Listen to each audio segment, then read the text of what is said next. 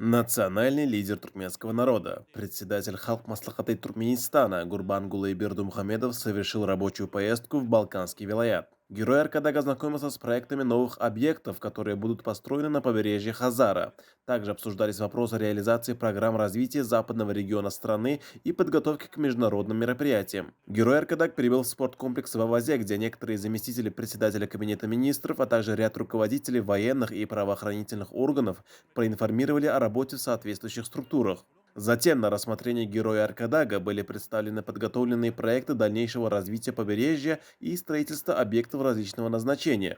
Заслуженный архитектор Туркменистана, герой Аркадак внимательно ознакомился с представленными проектами, высказал по ним ряд замечаний и внес соответствующие коррективы. Затем национальный лидер туркменского народа, председатель Халк Маслахаты Туркменистана Гурбангулы Бердумухамедов провел рабочее совещание. Сообщалось о запланированных мероприятиях в рамках подготовки к международному форуму, вопросам приема гостей и обеспечения всех необходимых условий для эффективной работы. Также был заслушан отчет о программе культурных мероприятий предстоящего международного форума. В ходе рабочего совещания также сообщалось о ходе реализации строительных проектов, осуществляемых в рамках подготовки к международному мероприятию. По окончанию совещания герой Аркадак направился на место строительства двухполосного автомобильного моста на трассе Туркменбаши-Горобогаз, граница Казахстана, где были представлены графические проекты, в том числе виды балок моста через залив Горобогаз-Гол и система освещения объекта международного значения. Отметив, что успешная реализация данного проекта направлена на развитие транспортно-логистической сферы нашей страны,